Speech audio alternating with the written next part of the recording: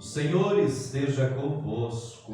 Ele está no meio de nós. Proclamação do Evangelho de nosso Senhor Jesus Cristo segundo João. Glória a vós, Senhor. Naquele tempo, a multidão perguntou a Jesus: que sinal realizas para que possamos ver e crer em ti? Que obra fazes? Nossos pais comeram maná no deserto, como está na Escritura: pão do céu deu-lhes a comer. Jesus respondeu: em verdade vos digo, não foi Moisés quem vos deu o pão que veio do céu. É meu Pai que vos dá o verdadeiro pão do céu. Pois o pão de Deus é aquele que desce do céu e dá vida ao mundo. Então pediram: Senhor, dá-nos sempre deste pão. E Jesus lhes disse: eu sou o pão da vida. Quem vem a mim não terá mais fome, e quem crê em mim nunca mais terá sede. Irmãos e irmãs, esta é para nós palavra da salvação. Glória a vós, Senhor. Podem sentar um pouquinho.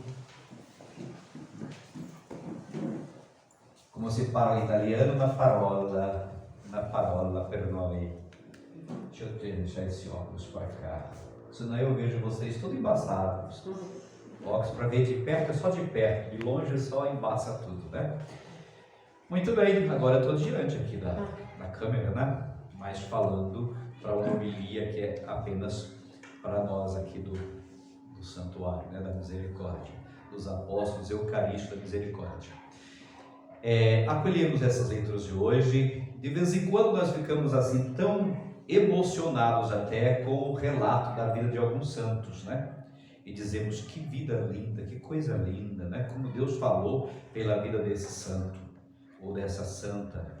Dos santos mais antigos, a história vem sempre assim meio que cheia de lendas, de alguns acréscimos, de algumas coisas que o povo vai colocando, né?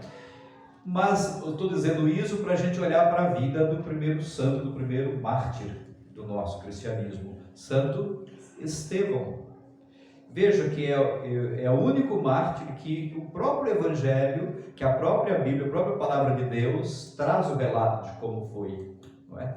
É uma coisa assim que não tem como a gente pensar que tenha acréscimo, que tenha lendas, que tenha fantasias, que tenha coisas, né? Claro que não sabemos a vida de Estevão, as obras dele, assim, milagres que aconteceram, é diferente da vida de outros santos, mas aqui a gente pega dentro da própria Palavra de Deus, os Atos dos Apóstolos, nos dando as informações deste martírio de Estevão. Estevão tem um discurso assim que, num certo momento, é parecido com aquela palavra querigmática que a gente sempre fala lá dos Atos dos Apóstolos, né? Está falando aos judeus e não poupa, não faz rodeios, não é? E começa a fazer toda uma caminhada histórica de como os profetas foram tratados pelos antepassados desse povo judeu, como foram mortos, perseguidos, não é? E a palavra de Estevão é uma palavra pesada, bruta, como a gente diz, né? Uma palavra centrada, uma palavra que não tem como não mexer na vida, na consciência dessas pessoas. Mas quando a gente esperava que eles fossem se remoer de arrependimento, olhar para a história, dizer, não, realmente foi assim, não. Eles fazem o contrário, eles continuam obstinados em matar os profetas, como fizeram anteriormente, e assim vão dar cabo da vida de Estevão. Diz a leitura que eles se enfureceram e rangeram os dentes, né? E abruptamente começaram a apedrejar Estevão ali mesmo. E aí algumas informações nos são dadas, porque fala de um jovem Saulo, que estava ali, cujas vestes e pertences de Estevão são colocados aos pés desse Saulo, que mais tarde vai ser Paulo, uma vida transformada, mas que nesse momento está dando todo o aval para esse martírio de Estevão, né, para que isso aconteça. Estevão revela no seu martírio duas coisas muito parecidas com as atitudes de Jesus na cruz. Uma delas é: ó Pai, perdoa-lhes porque eles não sabem o que fazem. Estevão não usa precisamente essas palavras, mas o que ele diz realmente está dentro disso tudo, né? Pai, não o condenes, Deus, não o condenes por causa disso daqui, né? E a outra parte é aquilo que rende o seu espírito, recebe meu espírito, como disse Jesus. Pai, nas tuas mãos entrego o meu espírito. Também Estevão tem a graça de dizer isso, de fazer essa entrega direta, isso dentro de uma visão dos céus abertos e vendo o próprio Jesus à direita de Deus, né? Enfim, todos fatos que deixaram os judeus mais enfurecidos ainda, né? Era difícil, a gente pode imaginar que era mesmo difícil para os judeus entenderem esse caminho novo, esse cristianismo que surgia, né? Com essa força toda, com essa vitalidade toda, mas com toda uma carga de novidade também, que era difícil entrar na cabeça dos judeus, sobretudo porque eles não tinham aceitado Jesus como Messias, como Senhor, como Messias da história, né? Profetizado. Então esse choque realmente aconteceu. Importante a gente lembrar que temos aí nosso primeiro mártir do cristianismo, Estevão, não é? Alguns apontam também para João Batista, que foi martirizado, também é um que a gente tem o relato da decapitação, né? Mas no entanto Estevão é colocado aí como o primeiro mártir mesmo desse cristianismo nascente, né? Enfim, porque já é um fato pós-Pentecostes, pós-nascimento da igreja, pós-início da missão dos apóstolos em levar o reino de Deus avante como Jesus lhes pediu. Temos também o Evangelho, que é o Evangelho o qual a gente vê nesses dias, ouvindo Jesus falar sobre o pão da vida. Tudo começa com a multiplicação dos pães, né? É um texto de João. Jesus multiplica os pães e come mais de 5.000 pessoas, sem contar mulheres e crianças. Então, que faz a gente quase que dobrar isso, sei lá, assim, pensando nessa perspectiva, né? Porque mulher e criança tem tudo quanto é canto, né? E sobretudo naquele contexto lá de Jesus, não é? Onde ter descendência era uma riqueza, uma bênção. Então, quanto mais filho, mais abençoado era, né? Enfim, e Jesus multiplica os pães e no dia seguinte esse povo procura Jesus de novo. Vão atrás, atravessam o mar da Galileia de barcos, procurando Jesus. E quando chega, mais mestre, quando você chegou aqui? E Jesus logo saca a intenção, né? Olha, vocês estão mal intencionados. Vocês não estão me procurando porque vocês querem mesmo ouvir a minha palavra e dando uma sinalização de que o reino de Deus entrou na vida de vocês. Vocês estão me procurando porque vocês comeram ontem, foram saciados, encheram a barriga de pão e estão me procurando para comer de novo. E aí Jesus vai dar aquele recado: olha, não trabalhem só pelo pão que perece. Aliás, foi o evangelho de ontem, né? Não deixem a vida girar apenas em torno do pão que perece, porque por esse é preciso que a gente lute, trabalhe, tenha um suor no rosto, não é? Isso faz parte da vida. Mas se a vida for só isso, pobre vida, que mísera vida, viver assim não tem sentido. É preciso que vocês abram o coração e a alma para um outro pão, né? Hoje a discussão gira em torno do pão, e aí eles vão argumentar: olha, nós recebemos o pão do céu, já fomos alimentados pelo pão do céu, lá na história, lá no deserto. E Jesus vai contestar: não foi Moisés que deu o pão do céu para vocês. O pão do céu é outro.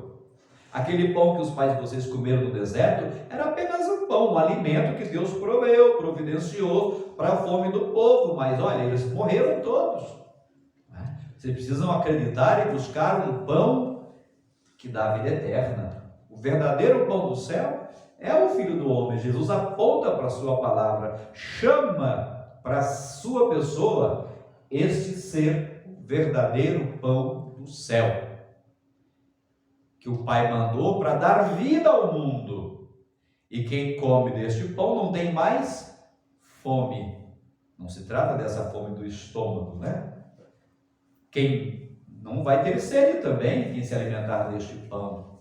Então aí fica escancarada a intenção realmente dessas pessoas, porque elas vão pedir: ô Senhor, o que eles pediram? Dá-nos sempre desse pão, dá esse pão pra gente, para acabar essa agonia, essa luta de ficar precisando de pão todo dia, encher a barriga todo dia, né? E daqui a coisa vai caminhando, esse discurso vai longe ainda, né? Aqui nos demais evangelhos vocês vão aprofundar, porque vai longe isso, não é? Até Jesus dizer que, ó, eu sou o pão da vida, não é? E quando ele vai dizer que a carne dele, o sangue dele é verdadeira comida, verdadeira bebida, aí a confusão está feita mais uma vez, né? Porque vai ficar muito difícil deles entenderem. Onde a gente coloca apenas a razão humana para entender o mistério desse, só vai dar confusão. Tem gente que até hoje fica tentando entender como que a Eucaristia é o corpo e sangue de Jesus. Se ficar apenas com os recursos da nossa razão, não vamos nunca mergulhar nisso daí. Precisamos entender que isso tem que ter a mão, a obra, a mediação do Espírito Santo, não é? Tanto que Jesus vai concluir o seu ensinamento todo dizendo: a carne não serve para nada, o Espírito é que vivifica, que dá a vida. Se a gente não entender com esses critérios, não adianta, vamos ficar igual aos judeus lá no tempo de Jesus, e nunca vai entrar dentro de nós, não é? Então é importante que a gente entenda isso. E eu termino dizendo e afirmando, é isso que Jesus afirmou: eu sou o pão da vida, eu sou o pão do céu, o pão que o Pai mandou para dar vida ao mundo, sou eu. Nós vamos entender isso muito bem ao longo desse discurso, e naquela última noite, naquela última ceia, então aí fica tudo muito mais claro, não é? Mas no final de tudo a gente ainda vai dizer: tudo isso é mistério da fé. Tudo isso é mistério da fé. Santo Agostinho dizia que o ser humano pode inquirir, perguntar, estudar, aprofundar, tentar entender.